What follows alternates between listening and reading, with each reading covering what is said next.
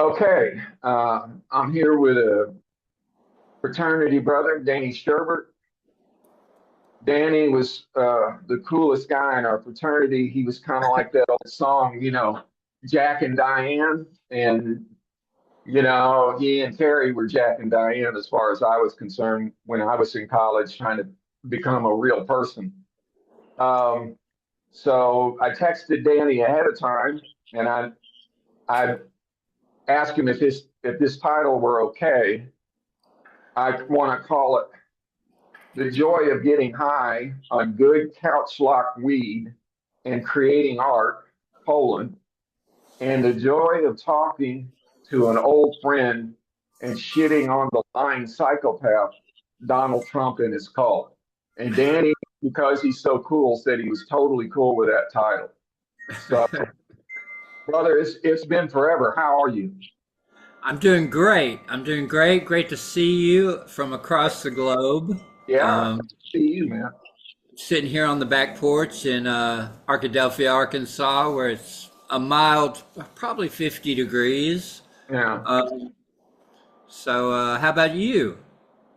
Life is good, brother. I talked with when I had my psychotic break after Kamala Harris failed to win the election, and I just snapped.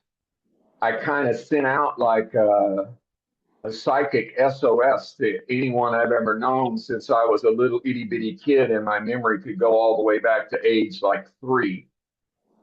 And I think unconsciously I sent out that like a radar ping, hoping something would hit with the cool people who would understand, not only just empathy and compassion, but have some idea of what it really is to be a human being and to maybe share in the notion that the most glorious thing in the known universe is a human being. Not to worship them or any of that bullshit. I'm agnostic, but just the fact that just the sheer joy of being alive is a cool thing. And I've got that. And I've always had it, but I've suppressed my full capacity to enjoy life until I snapped. And I think I'm going to come out on this other side of this thing with a literary agent and some kind of career as a writer, as delusional as that sounds. And the podcast and everybody being cool to me is all part of it because you, Danny, are my audience, and it's everyone who can hope to be as cool as you in any degree are my audience. And the thing with anybody who's had a psychotic break or suffers from bipolar disorder is it really helps for me personally to get outside of my own head and connect with real people and say, okay, this is why you create your art. You create your art for real people. So I know that sounds nuts, but you know, that's that's how I see it. I appreciate your time. No, it's fascinating because I'm at the age where I'm totally becoming more and more introverted. so, yeah, anybody that puts himself out there to me is like, pretty brave at this point. Well, it's very kind of you to say that. It scares the hell out of people, brother, because I am making up for lost time. Mm. I was a failed screenwriter for 30 years, and my wife and I came close. We lived in Hollywood for 7 years. I worked security at Warner Brothers. She worked her way up, through up to the credits department at the Directors Guild. So, we met some A-listers and we're on the fringe. We were like the bottom cogs, of the entertainment industry. And we had one script option, which is a biopic on the life of Vincent van Gogh, but it was never produced, and we never received a dollar either. Just like, oh, not even a buck. They say, oh, you're signing this for $1 option. No, it was zero, so we didn't even get 100 pennies out of it. But we both learned a lot, and I just kind of came out of this. I've got one novel down, which was kind of like um, literary fiction memoir, and I learned something, and I'm continuing to learn. And I owe you and everyone an apology, whoever received my full manuscript. Into another writer that anything beyond 10 pages is really not cool. So sorry about that, man. I should have just sent you 10 pages. I'm learning. I'm learning this shit as I go. So yeah, and now I'm on my second novel, and I've learned to follow my conscience. And as soon as Renee Nicole Good was executed by a cop who I think was in a temporary psychotic state. I think he was in that state because he told himself for a long time that if he were ever threatened by a car again, because he had been dragged by a car for 100 yards like 6 months earlier, that he was not going to hesitate. He was going to shoot the person behind the wheel, and he did. He followed his own conditioning, I believe. And I believe that was a psychotic form of conditioning because there's no way his life was in danger at all. I agree, and except I don't agree about the temporary psychotic state. You Yeah, I think he's think psychotic all the time? he's in a permanent psychotic state, I see. probably. Yeah. Yeah, I mean, that's why I had two podcasts. That's why one of them, the first one that I do with Caroline, who's wonderful. She's really, when I sent out that ping, that SOS, she was one of the ones that really responded. Lifelong platonic girlfriend or friend or whatever the cool way to say that is. She's been wonderful. And I thought if I really want to do a serious podcast and we get guests who know what they're talking about, I want to have a female co-host and someone who's cool and kind of gets the sensibility. And she's an atheist, and she's a fan of Sam Harris, the American intellectual, and it's vegan and it's just really cool. It's takes care of her pets and loves her little dogs, and it's just a good human being. And she's lives in California and is trying to get through, living in America under Trump. And so I decided to call it, well, what originally I was going to call it, fuck psychopaths, fuck nihilists, and fuck fascists too. But the Facebook filter wouldn't let me do that. So, I call it down with psychopaths, nihilists, and fascists too, because I think all three of those things are related, even though one has to do a little bit of uh, wrestling with the word nihilism and the concept to get it to fit into the idea that I'm talking about, which is this thing of this whataboutism that people who just want to support authoritarianism rationalize why they need it, why ordinary people are too stupid to think for themselves. And I just can't take it anymore, my friend. I'm like that dude that snapped in Michael Clayton, or like the dude who snapped in Network. It's like, this is Man, my art, tell you me. know. I just can't. I got to say something, and that's what I'm going to do the rest of my life. I'm going to say something. You think your do you think your snap was like from external um, No, it's in just my what's going blood. on in the world? No, it's in my blood. It's for me personally. It's Genetic. because it's in my DNA.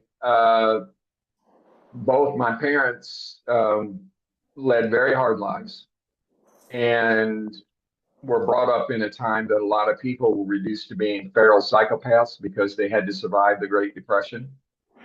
And that's particularly hard to survive in Puerto Rico. My mother's Puerto Rican. Right. And there was so much shit that I didn't know until after I talked to my brother that I'd not seen since 1971. And some of the dominoes began to tumble a little bit. And to find out that he was, you know, this totally cool guy who had his own punk rock band, was the lead singer and songwriter and all that shit. I was like, oh, okay, it makes sense that I have these. I dream about music and lyrics that I don't think I've heard anywhere before and write them down, even though I have zero musical talent. So discovering who I am post psychosis is really just discovering, I think, who I was born to be, you know. Sure. Sure. I think that's a lot to it. And another part of it too, and I wanted to share this with you, um, is that I'm very lucky that as someone who has the personality of an addict, that I've been able to, not just the personality, but the hardwiring, it's in my DNA to be an addict, that I've chosen some relatively healthy and safe addictions. I mean, all I do is my little morning weed. I started some good ICC, I guess, what do they call it? Ice cream cake. That's a real heavy uh, indica hybrid. If you, I had some really nice couch In the lock. couch. Yeah. And yeah, that couch lock, man, was awesome because I was able to write and make what I hope is a pretty good connection with another prospective writer who lives in the UK, who had sent me his entire 101,000 word manuscript. And I just thought, I did that same shit to Danny. I'm not going to do this same shit to me. So what I did was I explained to him that I talked to another friend of mine who's a screenwriter from Birmingham in the UK in England. And what he does now after 30 years of trying to make it is he will tell anybody, I'll read your first 10 pages. So I explained that to this dude, and I turned my eye of Sauron with all my crazy obsessive details on his work.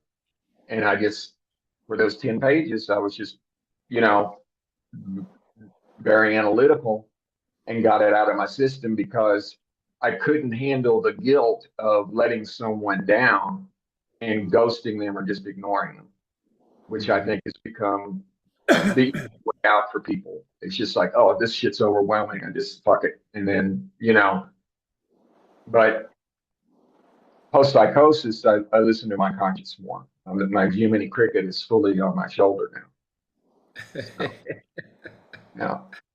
Oh man, well keep listening to Jiminy. Yeah, man. So, so what are you doing? I'm just a kept man. My wife spoils me. She does everything. I just podcast and write weird novels. But That's what do you do, my friend? that sounds like a perfect life. I work the 9 to 5. Oh, no, man, I'm so lucky. We're going back to Sardinia and to see her beautiful family in April for her birthday, and I'm just, you know, beyond lucky. So what so you're just surviving winter right now over there? Yeah, this is the we've lived here since 2018, and this is the first time it's been like a normal kind of harsh Dutch winter, which still is nothing compared to a bad winter in St. Louis, which is my hometown.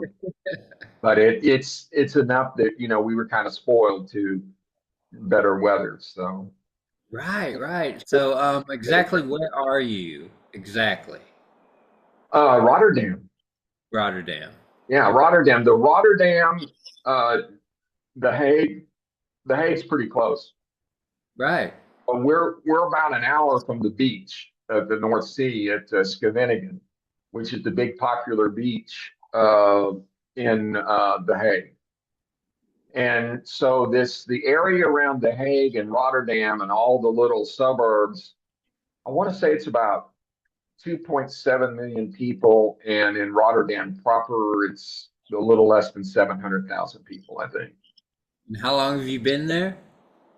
Well, we've been in the Netherlands since 2018, and we've been here since God, it's either 2021 or 2022, but it's you know So I'll yeah, quit interviewing you years. in a minute, but what made you decide to go over there?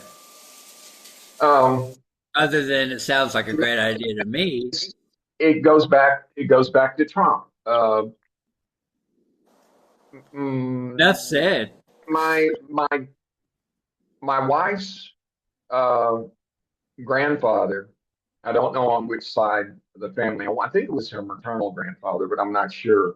Fought for Mussolini in World War II and the fascists. And he served in North Africa. And when he got back after World War II, he was done going anywhere else. And he stayed in Sardinia for the rest of his life until he died, like in his 80s. He was miserable from the experience. And so there we had watched a frontline documentary because I had no idea that Trump had this fascination with Hitler and with fascism until I saw a frontline document where this guy said "Hail Trump," and all these white power people with their 88 tattoos and stuff were saying how much they love Trump, and Roseanne Barr is making cookies dressed as Hitler, with her little postage stamp mustache. And at first, I thought it was kind of a joke, but then I realized it wasn't a joke until August of 2017, when Heather Heyer was murdered by a Nazi, and Trump gave his tacit support of it. Il gatto, il gatto. Domino. Yeah. Who's that? Who's the cat? That's Domino. Domino. Domino. What a great name. Yeah, we he's half feral, but he's getting there. Yeah. Yeah. We didn't name him. No, I okay, Dom. Yeah. Yeah. Yeah. No, well, that's a great name. Yeah. We have a cat and a dog, and I'm sure the dog will make his appearance soon. Yeah. That's very cool. Um, so you have a dog? We Your did. dog? She was awesome. We had her for over 15 years, and she was like a year when we got her. And I had to put her down last, it was either March or April, and it just broke my heart. I mean, Yeah, always I does. just like a little baby. So I don't think we can emotionally where I am. If I were to live to 76 and have another dog and then have to put it down, I think that would just end me on the spot. I just don't have it. I get too attached. For Yeah. sure, for sure. We love our furries. Yeah, of course. I mean, they're so cool. Yeah, You know. absolutely. Yeah. Yeah. Why not? You know. But anyway, I remember. Sorry, the thing about leaving So getting back America. to the marijuana, what? What's that? Oh So yeah. getting It's funny. so you only smoke once in the morning? Yeah, I used to smoke quite a bit more than that. I used to smoke after each meal, but then after I snapped for like I don't know 6 or 8 months, I couldn't have any weed because it would interfere with the different. They were trying to find the right cocktails so that I could sleep properly and I wasn't so manic. Bullshit. So well, no, I stayed. Bullshit. Yeah, I know I stayed with weed as a favor to my wife more than anything. Okay. And then I got back to it smoking maybe a little bit too much because I went back to after every meal. And then I thought I eventually was thinking to do the combination of I take like and I'm not worried about HIPAA laws or anything. I want to tell what I take so because it might help somebody else who's bipolar find their right balance. For sure. Take like 800 milligrams of valproic acid, which I think most people know as Depakote at bedtime. And then I smoke like 1/30th of a gram of weed, which is like 3 hits in the morning. And that's it. Right. That little bit of weed elevates my mood enough so I can get my chatterbox running. And Well, I understand that. Have always been a proponent yeah, of yeah, I remember that. I mean, I wish I remember that in college. I know one time I think at least I may be misremembering this, but I thought maybe we both smoked a little bit and there was like a bonfire or something. And that was really cool, just to gleam and stare at that fire, you know, and to do that completely sober to me feels like a wasted opportunity, you Right. know. It is how I'm hardwired, you know. So I'm glad. I was glad to hear that you're living over there. Actually, I yeah, was like, "Well, that sounds cool, right?" yeah. So, Well, it's so the thing that I really like about the Netherlands is some of the vices. And my old man, he was such a charming dude. He was a pimp among other things. And so him being that, I know that sounds funny, but he had this kind of charm. The closest thing that I could describe to it is, imagine you met Robin Williams in person. wow. That kind of electricity. He was married 7 times. And Right. I remember this one time there was this mom of this kid that I'd hang out with when I was running out with a bad crowd and when I lived in Phoenix, Arizona. And she looked at me real hard. She looked at me like this. Can't you be more like your father? And I had to he and he one time he came they came to my mom and dad had to pick me up at class for something. I don't know what it was. And they came to my biology class and there was this cute girl in there and she had like olive complexion or whatever. And my dad was like puzzled at me, and it took me my up until I had my psychotic break to realize a couple things that he said to me that really made sense. So we went to the car or something. He was talking about that girl. He said, "Hey, did you notice that beautiful girl? The one with the olive complexion and all this stuff." And of course, I'm married to a beautiful Italian woman now who has olive complexion. And I'm like, "Yeah, she's so and so, Well, what's wrong with you? When I was your age, I was writing girls like that, long love letters. And the thing is, that's all everything I write is now, basically. My novels and all this shit, and notes I write to people, it's all just like one big love letter in a way. I mean, not explicit or nasty or dirty or anything like that, but it's just an acknowledgement of another human being and talking to them in a respectful way and showing some, curiosity and empathy.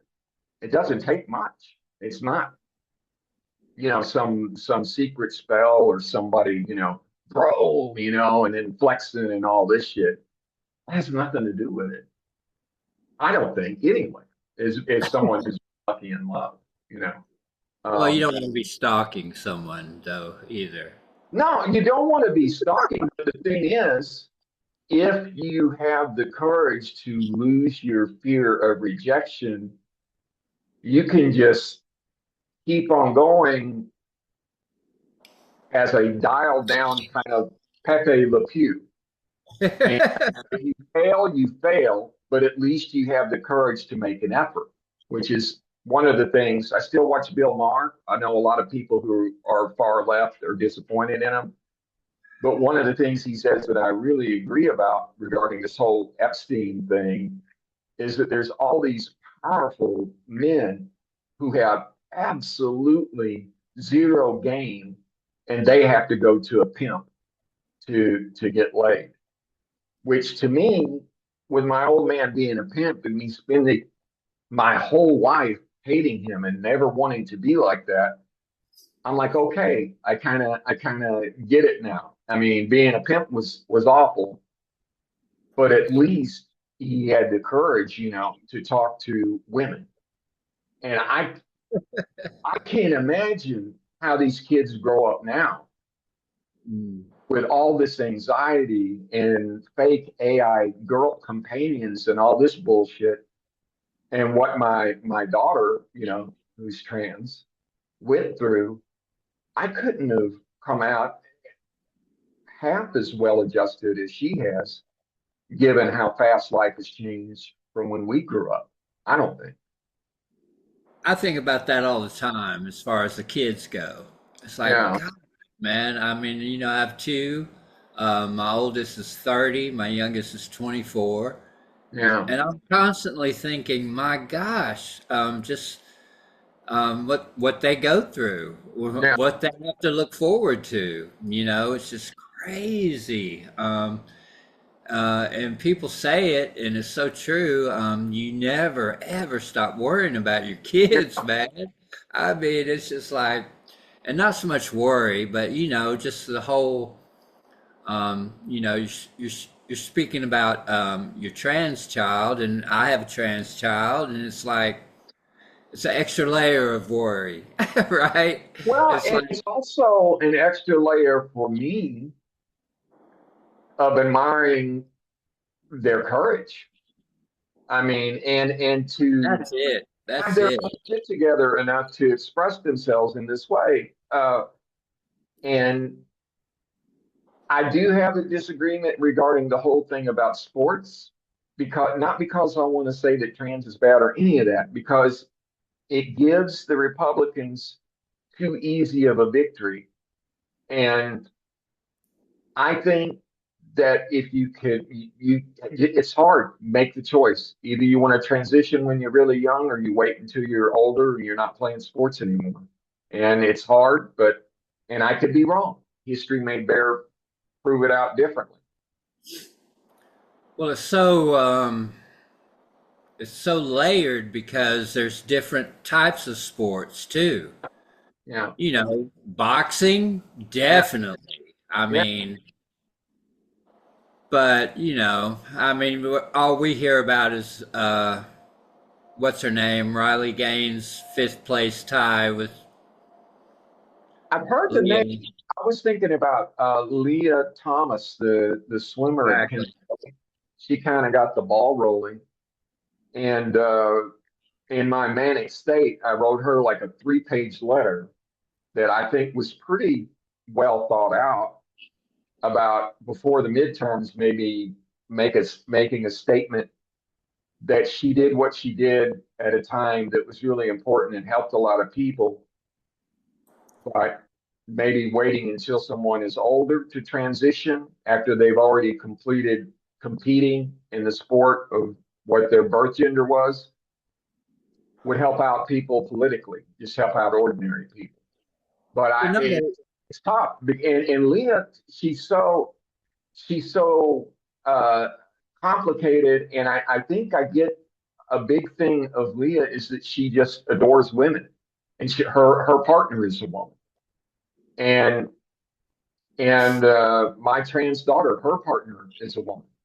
So I think there's this certain, and I adore women, and my father certainly adored women. So I get that, but I just am tired of losing, and maybe from a very selfish point of view, it's so simplistic and primal to pick on this one issue, the trans issue, and let yourself get kicked in the crotch repeatedly by a fringe element, of the party. well, it's used so politically. I mean, Yeah. let's be real. The whole bathroom issue. I mean, give me a fucking Yeah. break, Paul. Well, Give me a fucking break. I love about here in the Netherlands is that I can just go, even though it's technically illegal, you can buy up to like 5 grams of weed from a shop, and they pay their taxes and they're registered. You don't have to worry about paying anybody, shady on the street or getting oregano instead of good weed or whatever. It's regulated. And the same thing with the vices of prostitution in, mostly in the red light district in Amsterdam. So even today, we live in a place that overlooks the river, and there's these kids, I guess, doing cold exposure like Wim Hof, because it's pretty cold today, probably like 5 Celsius. And one of this, they were just standing around, they were talking, they sat down in a little circle. These all like kids, college age boys or whatever.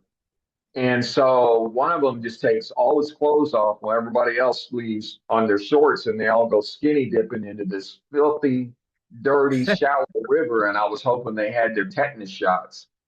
And I was just thinking, in America, somebody might, freak out or call the police, or the kid might get arrested for indecent exposure. But I don't think there was anything necessarily indecent about it. I think the kid was just thinking, if I get in that dirty water and it's cold, and when I come back out, at least I can have underwear that's relatively dry until, they can soak for me putting them on. So that kind of like rational mindset of giving people the benefit of the doubt, I don't feel that in America.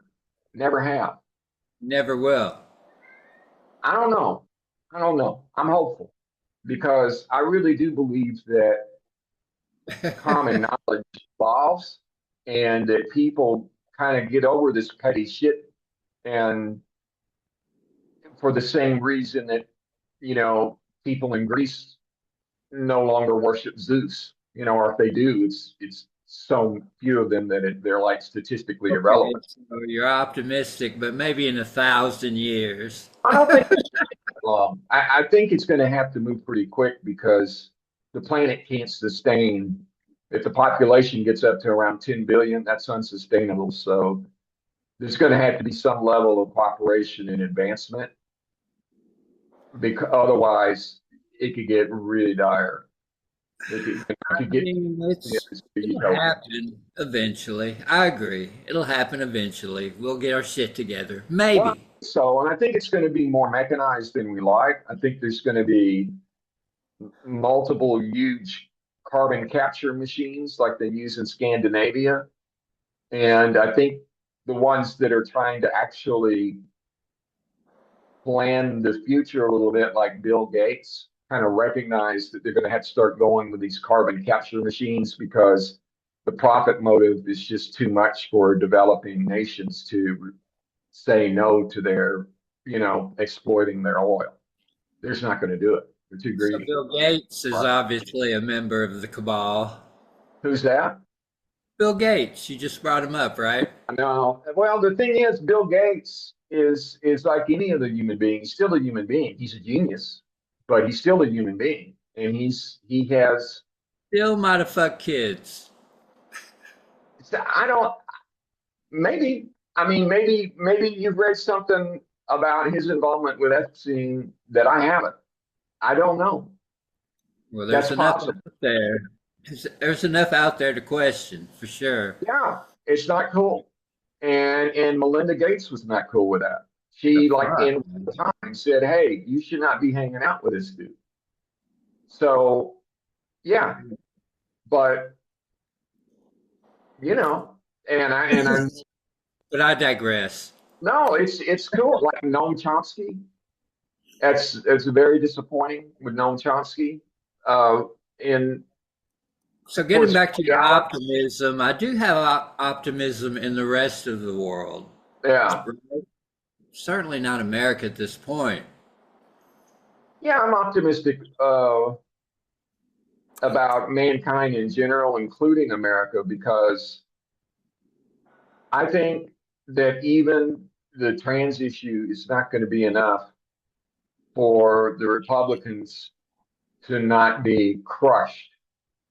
And I mean, historically crushed.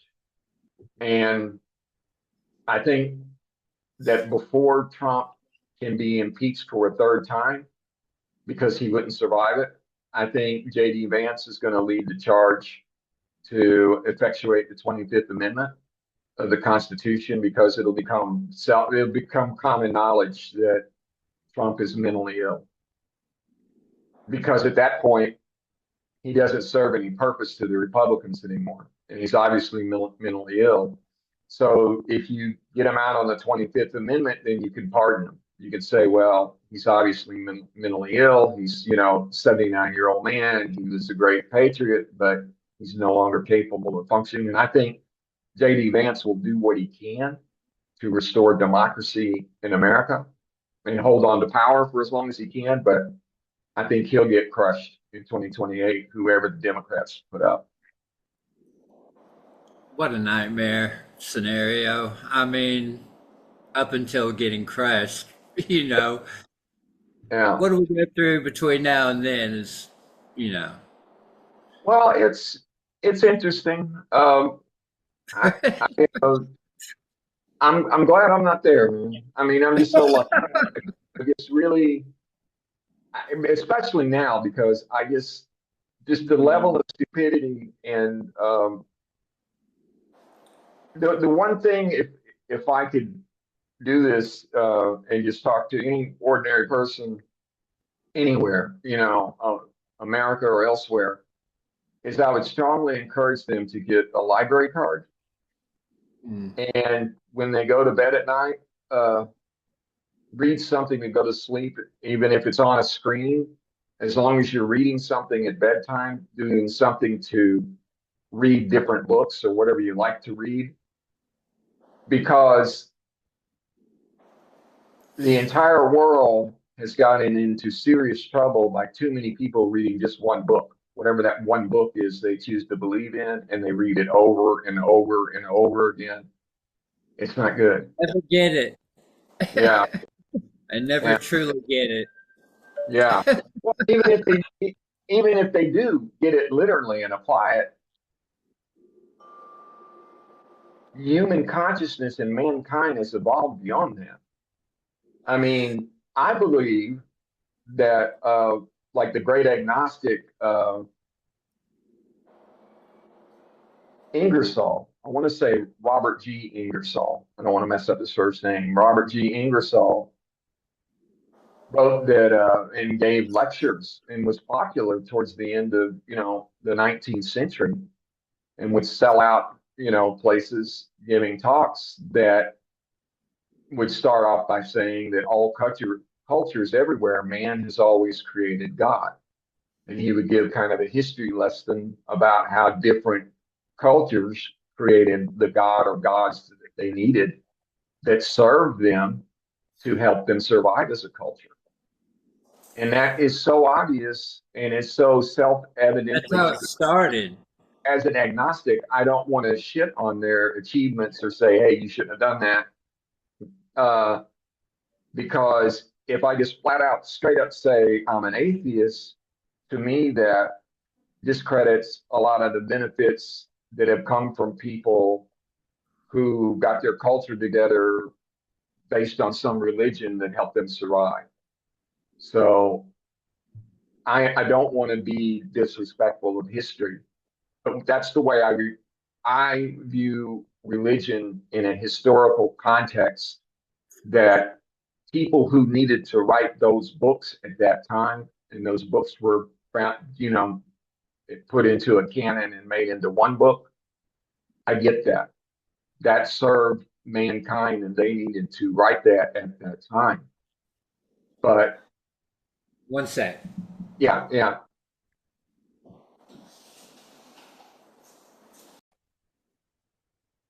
Okay, now we're back to recordings in progress. So, Well, I agree that religion, I mean, commonsensically, all yeah. started when people were freaking out about other people dying, right?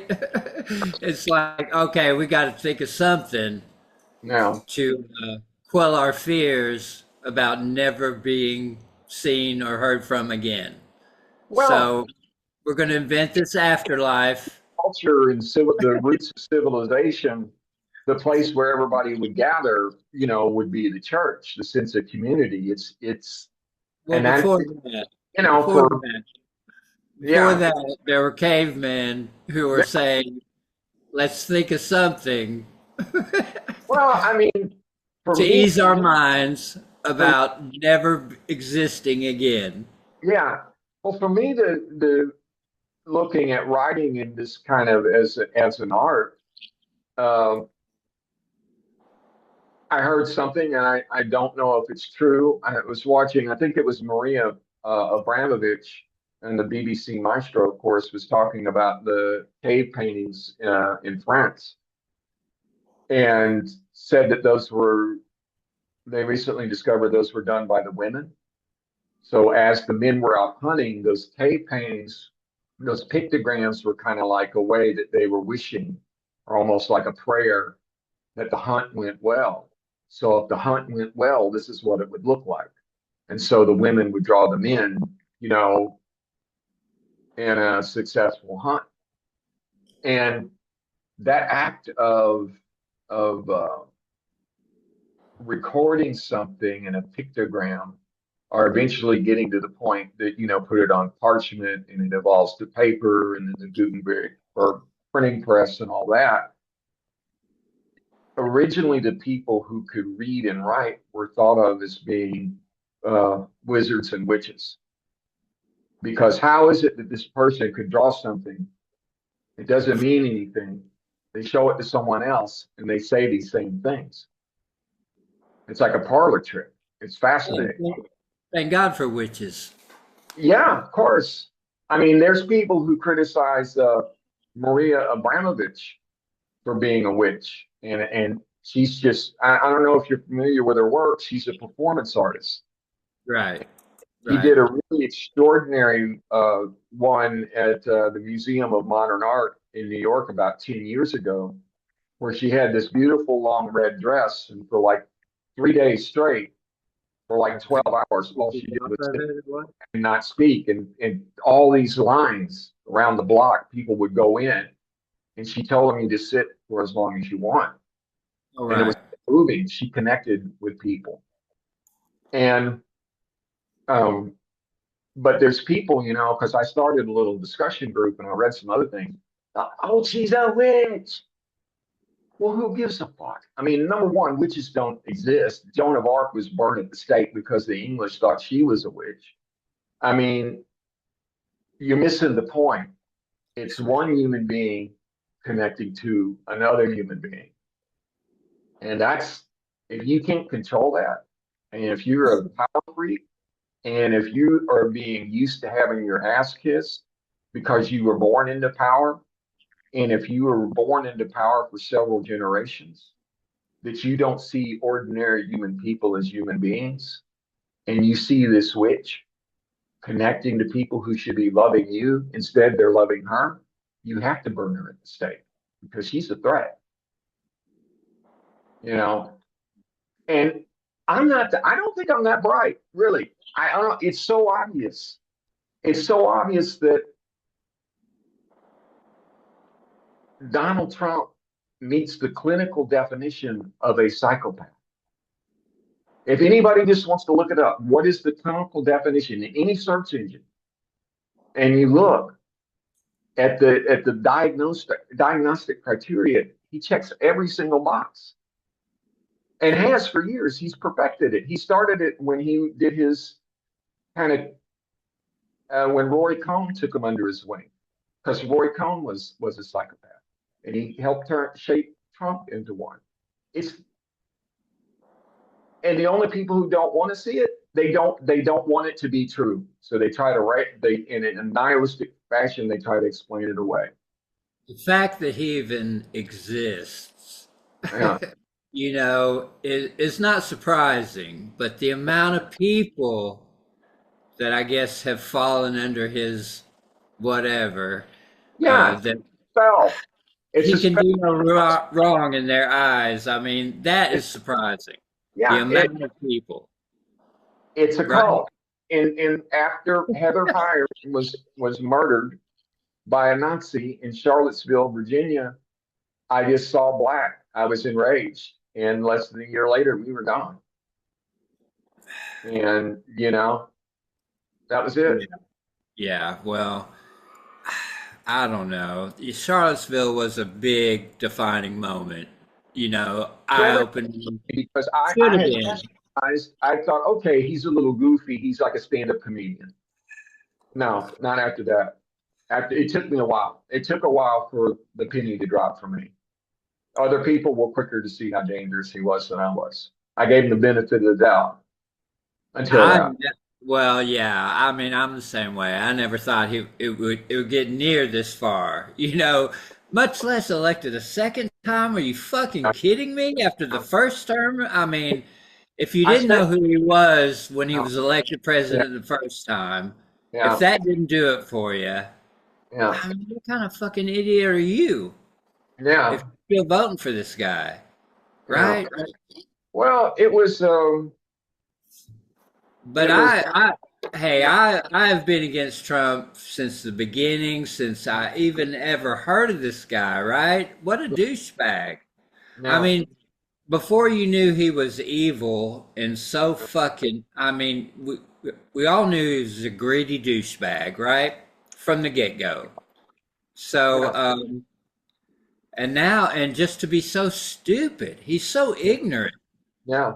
I mean, if I know more about the world than the president of the United States, I mean, what the fuck? I mean, It's this sense of entitlement, and it's also too Roy Cohn making him think that showing any ignorance or admitting you don't know something or whatever, it's a sign of weakness. You can't do that. And you always have to be more, more, more, more. And it just, well, people who do that, a lot of them are bipolar. And if they stay in that manic condition for too long, they become, psychotic. And then it's just because they lack so much empathy, they just become flat out psychopaths, which I think he is. I think he meets the clinical definition. And well, I don't say he that for shock value. It's just he people to know. People say he has Hitler. beat Yeah, me. Hitler He was has a beat psycho. me. I've been Was, against him since day one, and he has beat me. I'm like, I'm beaten. I'm down. He yeah, has done it. He yeah, has won. I'm yeah. afraid to say, man. I'm just like, I feel like, fuck it. He's Yeah. done it. No, it definitely takes all the oxygen out of the room with most people if you even bring the name up. But for me, I tell you what I think it did for me was when I was in graduate school and I wrote a paper because I just couldn't even in junior high school, I read John Toland when he came out with a biography of Hitler. I had the big hardbound books at Adolf Hitler. So I'm walking around, in seventh or eighth grade. Everybody's probably assumed I was a Nazi or whatever. It's like, oh, well, at least he's skinny, whatever. But I wasn't. I was fascinated that I was kept thinking, what did ordinary people do? Because this man was obviously crazy. What did ordinary people do? And ordinary people like Fritz Gerlich, one of the journalists, said he was a liar and that he was crazy in print, and he executed him. I mean, it didn't stop Fritz Gerlich from 10 solid years, from a decade of criticizing Hitler and mocking him in print, but he eventually executed him in Dachau in 1934 after 11 years of criticism from this journalist. So when I see Trump go off on a journalist who asks a legitimate question at a press conference or whatever, and you're the worst, and he does this shit. Uh, to me, that's just more evidence that he's mentally ill. And I think when Vance takes over, I think Vance is going to point to things like that, saying, well, obviously we should have recognized this as a cry for help long before. He's going to try to make himself look like this noble savior and may win the Republican nomination, in 28, or may not. I don't know. I have no confidence in anybody invoking the 25th Amendment. I think our only hope is death at this point, Yeah, I don't. I'm which not. hopefully will happen soon. No, I don't think. I don't think that's in the cards because he's too happy. I really think the He's numbers. too evil to die. Well, he's happy. I mean, I remember we had exchanged some text about this, and I said, well, can you imagine how happy Hitler would have been had he won World War II? Had you just unchecked power and you never suffer a loss, and you have unchecked power, Well, you that's know? where we are right now. And so I don't think he's really ever been happier in a lot of ways. And I think he could easily outlive me. He's almost 20 years, I'm almost 20 years younger. I wouldn't be surprised if he outlived me because I think he's that crazy that even if they do evoke the 25th Amendment, he's still going to get on these manic tirades and probably go give talks and just always just it's going to be one constant party. He's going to be like a rock star giving talks constantly until he dies. He'll And sue he may get talks for the next 20 years. he'll sue them for invoking the 25th Of course, Amendment. he'll do all that. He doesn't want to stop the circus. He doesn't want to stop the circus. He can't. He's addicted to it. All you can do at this point is laugh at it until it gets to your neighborhood, and then you have to fight it, Yeah. right? Yeah. But I don't know. So, The only what's thing that album cover behind you? what's that? What's the album cover behind you? It looks like it, doesn't it? It looks a little bit like it's Don Don McLean. McLean. Gotcha. Yeah. Awesome. Yeah. Part of my Is there little is there any other good songs on there? that's one of the greatest albums of all time. It's American Pie, Vincent. Vincent. Uh, Vincent's on that one. Okay. Yeah, I don't know. I never got into Don really. I mean, I was big on American Pie for a while, but I don't know. Music. What do you're you probably listen too to? cool for that. You got into Ozzy way before I did. I didn't get to Ozzy until I turned 60. So No, I was never Ozzy fan when I was young. really, that's Yeah, I surprising. really wasn't. I just didn't go I that thought he way. was silly when I was a kid. I get the joy now. I was more the Who or the Stones when it came to. I don't know. I don't know why I didn't get into Ozzy until I just started liking him when he got old. Um, I love the Stones, and I have. It took me until I got to college though to start becoming a fan of the Stones. Hmm. College helped me a lot, and you guys, and thank you by the way, if for not blackballing me or say yeah, because I know I was a strange cat, but man, I really needed it because my dad had died suddenly trying to help me out, trying to come back to take care of his folks and drive them to their doctors, visits and all, and mow the yard and all the crap I was doing.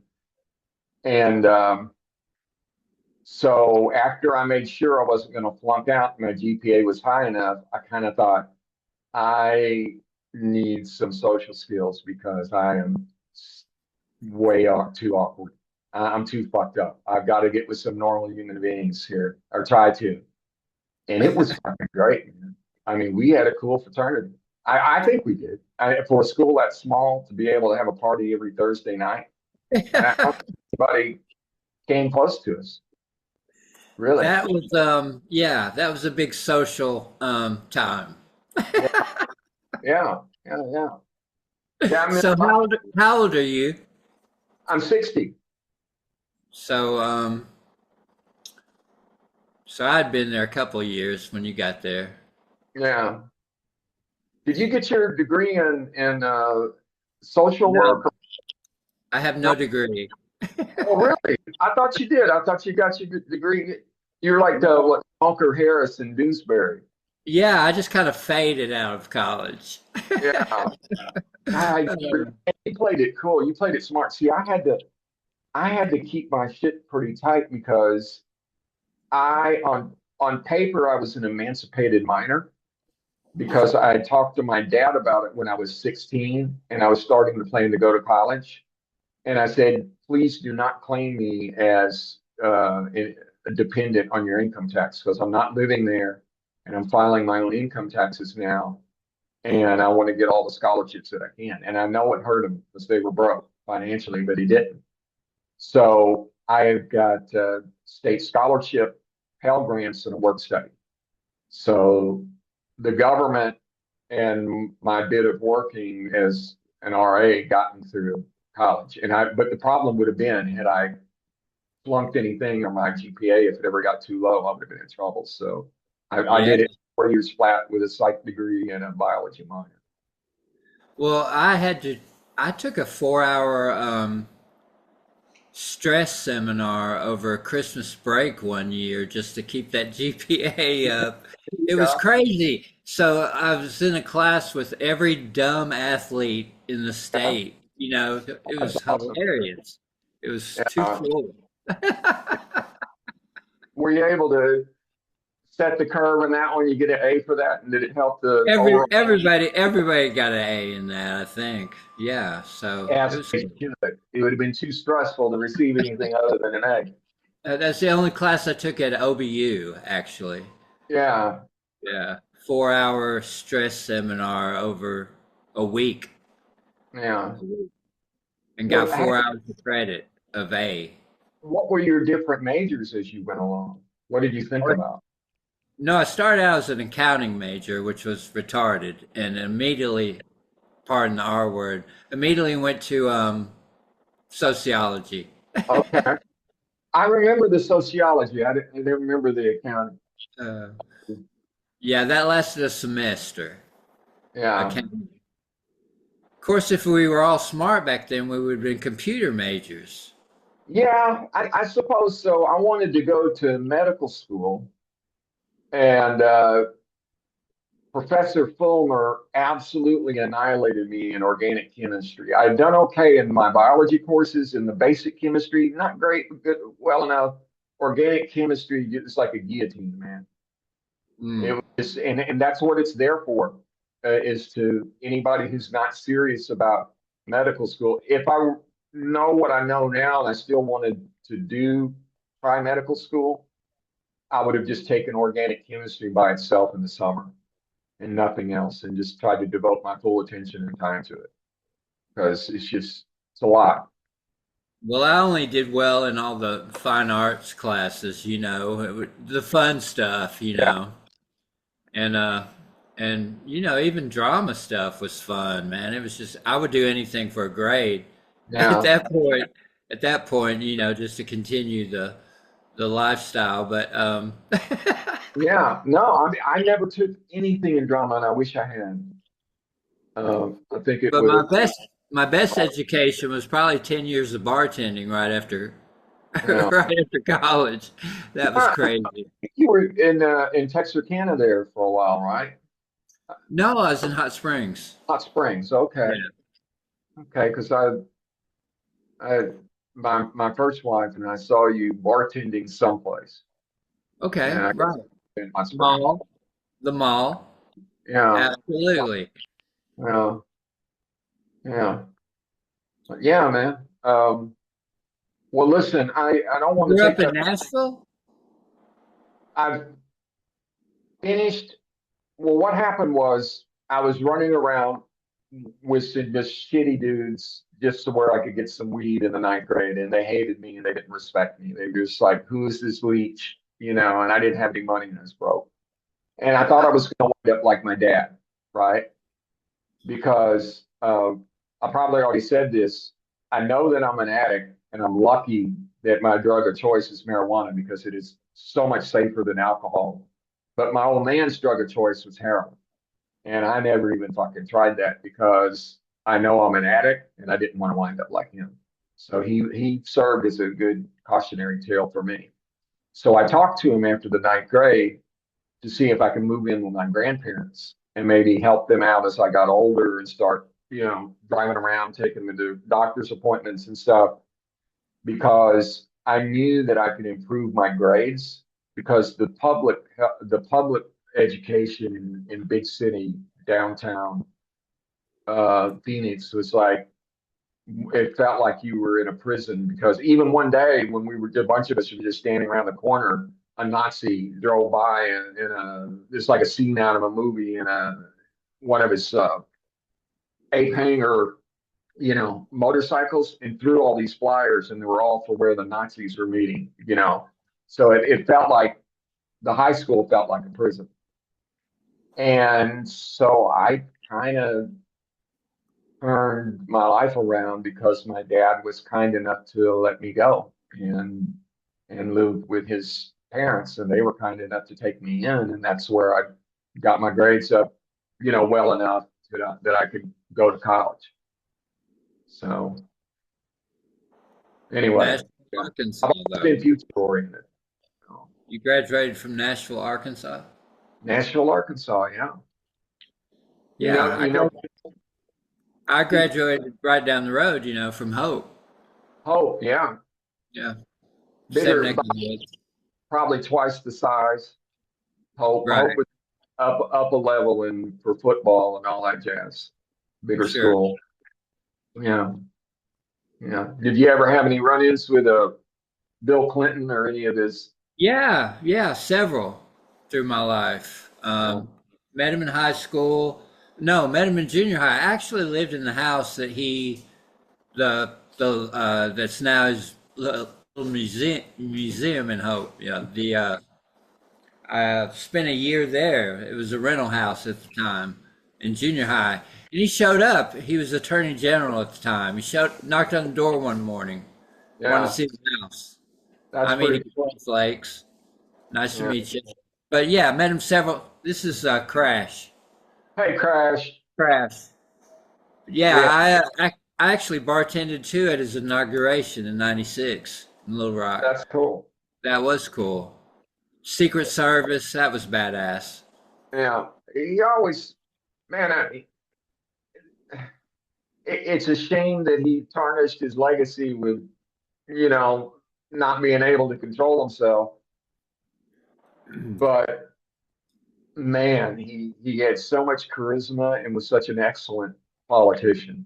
Yeah, And he came along at a time when I didn't think any Democrat was ever going to like hold the office again.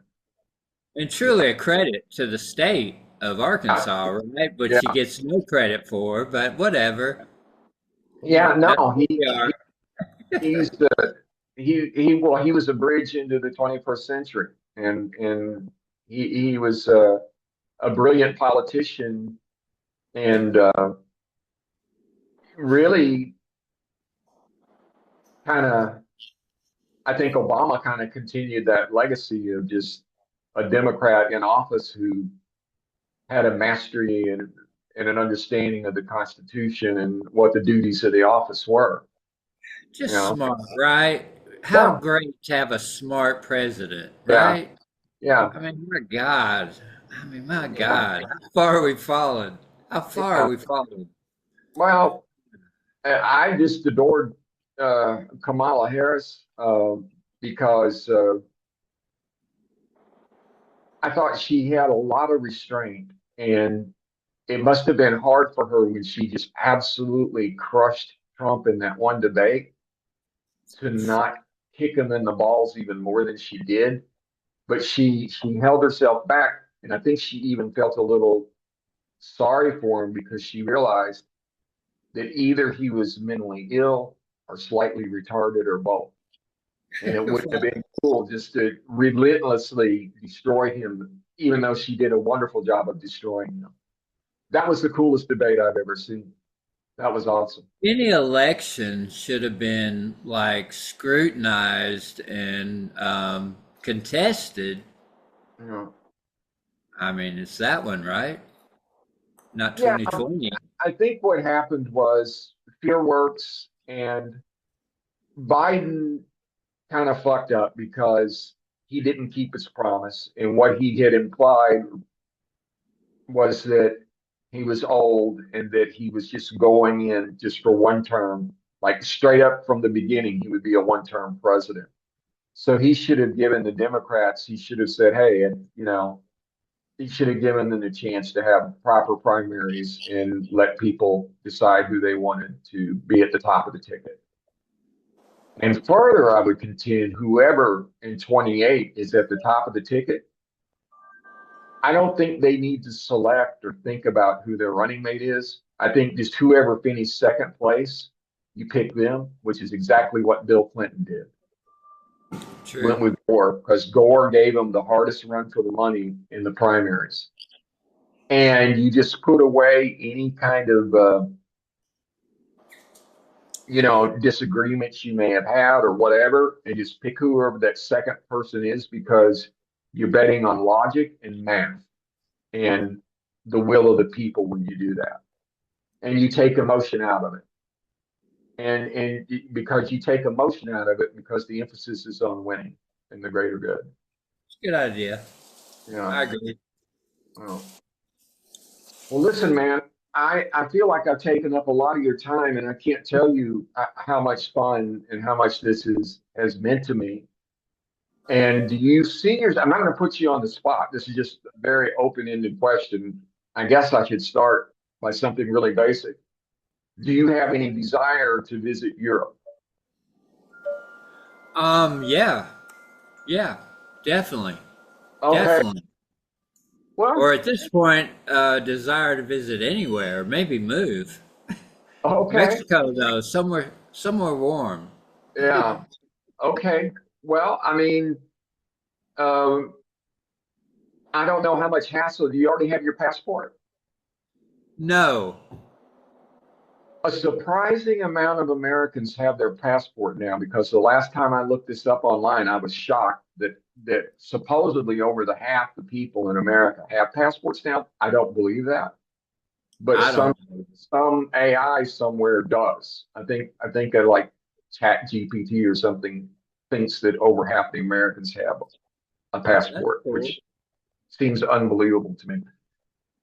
It's a bit of a hassle, but I didn't start, until I was in my 40s. And for me, one of my little sayings or beliefs or whatever is life gets better the longer you live it. And if things work out, I've got my eye on this little contest. It's called the James Jones First Novel Contest. That's available for American citizens no matter where they live in the world. I'm still an American citizen. I haven't given up my American citizenship. But if I win that thing or place in the top three and I land an agent, or even if I don't, if I win it, I think we're going to bring in the new year in Singapore. So kind of cool to look forward to traveling places all over the world.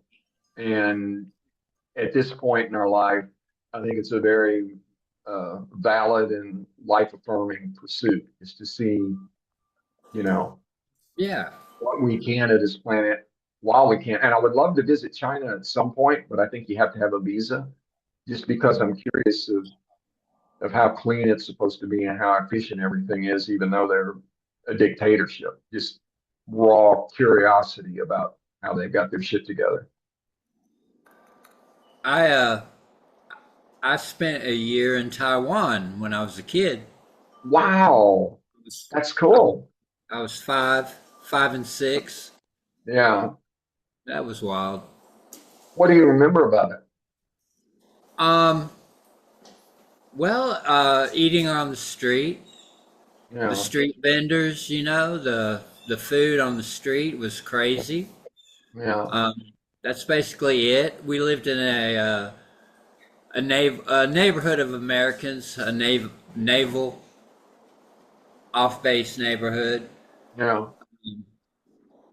but real young. So Yeah. uh, remember our babysitter? She was cool. Not much else. No, have you been back anywhere in Asia since then, or is that No, it? no, no, have Okay. not. Well, But if you yeah, do, have much more interest in Europe than Asia probably at okay. this point. Yeah. Yeah. I mean, it's life is good here. I have a friend of mine who now lives in America. He's an immigrant to America, but he's from Birmingham in England. And Birmingham's a pretty kind of rough place. It's where Ozzy's from, Ozzy Osbourne. Sure. And he's an Aston Villa fan, like Ozzy was.